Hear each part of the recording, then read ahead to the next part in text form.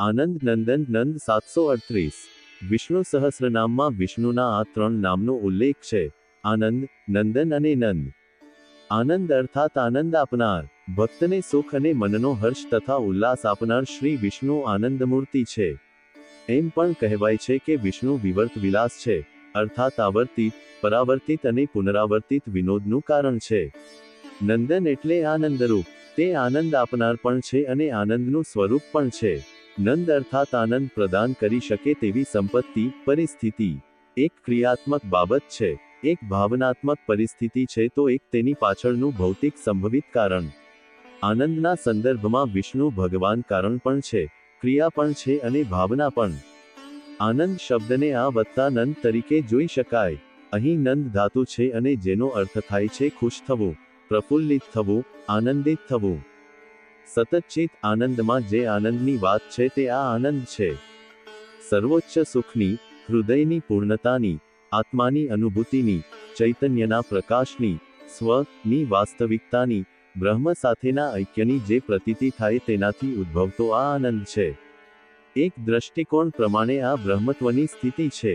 અહીં ઇન્દ્રિયોથી પ્રાપ્ત થતા મનના વ્યભિચાર સમાન સુખની વાત નથી. આ તો નિજાનંદ પરમાનંદની અવસ્થા છે. તૈત્તિરીય ઉપનિષદમાં જે બ્રહ્મ આનંદ છે તેમ કહેવામાં આવ્યું છે તે આનંદની આ વાત છે. પૂર્ણ સમર્પિત ભક્તિમાં ઈશ્વર સાથે ઐક્યની અનુભૂતિથી જે આનંદ પ્રાપ્ત થાય તે આ આનંદ છે. આ શાશ્વત, અખંડ, નિર્મળ, પવિત્ર આનંદની વાત છે. વ્યક્તિની આ વાસ્તવિક સ્થિતિ છે. ગીતામાં જણાવ્યું છે કે જે મનુષ્ય બાહ્ય વિષયોમાં આસક્ત નથી, તે પોતાના અંતરમાં અક્ષય આનંદ પામે છે. અર્થાત આ કોઈ બાહ્ય ઘટના નથી. નંદન શબ્દને નંદ વત્તા અન તરીકે જોઈ શકાય, જેનો અર્થ પણ આનંદની જેમ પ્રફુલ્લિત કરનાર કે હર્ષ આપનાર થઈ શકે. તફાવત એટલો હોઈ શકે કે આ આનંદ દૈવિક કૃપા ગણી શકાય. તેથી જ ઇન્દ્રના ઉદ્યાનને નંદનવન કહેવાય છે અને સંતાન માટે નંદન શબ્દ વપરાય છે. નંદનંદન એટલે શ્રીકૃષ્ણ. નંદ શબ્દ તો મૂળ ધાતુ નંદનું મૂળ સ્વરૂપ છે. સ્વાભાવિક છે કે તે પણ પ્રફુલ્લિતતા અને આનંદની વાત કરે. ત્રણ વચ્ચેનો મૂળ તફાવત એ છે કે નંદ એટલે પ્રફુલ્લ અથવા આનંદિત વ્યક્તિ, નંદન એટલે આનંદ આપી શકે તેવી પરિસ્થિતિ અને આનંદ એટલે આત્માની પૂર્ણતાને કારણે સ્થાપિત થતું પરમ સુખ. એમ પણ કહી શકાય કે આનંદ અર્થાત સ્વયં આનંદ સ્વરૂપ. નંદન એટલે જે જીવને આનંદ આપે તે પરિસ્થિતિ અને નંદ એટલે સુખ આપનાર વ્યક્તિ. અહીં સ્વરૂપ, ક્રિયા અને કર્તાની વાત છે. સ્વરૂપ એ આંતરિક સ્થિતિ છે, કર્તાપણું એ સાંસારિક બાબત છે અને ક્રિયા એ બંનેને જોડનાર ઘટના છે. એમ પણ કહી શકાય કે આ દ્રષ્ટા, દ્રષ્ટિ અને દ્રશ્ય જેવું સમીકરણ છે. દ્રષ્ટા એ સ્વયંનું અસ્તિત્વ છે, દ્રશ્ય એ બાહ્ય પરિસ્થિતિ છે, જ્યારે દ્રષ્ટિ એ દ્રષ્ટા અને દ્રશ્યને જોડનાર ઘટના છે.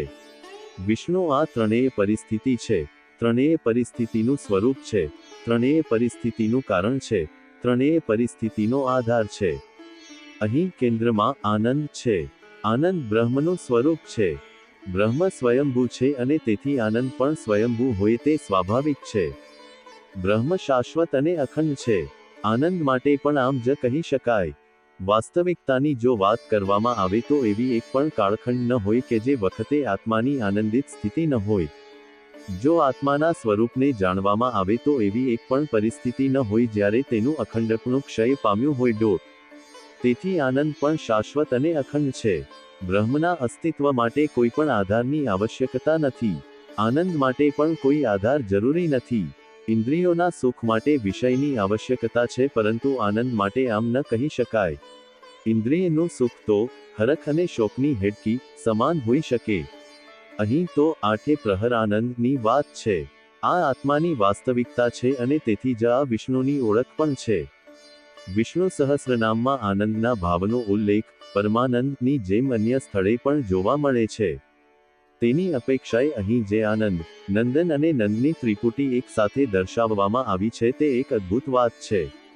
અહીં દરેક બાબતનો ભેદ સ્પષ્ટ કરવા પ્રયત્ન પણ થયો છે અને આ ત્રણેય બાબતનું એકત્વ સમજાવવાનો પણ આ પ્રયાસ છે.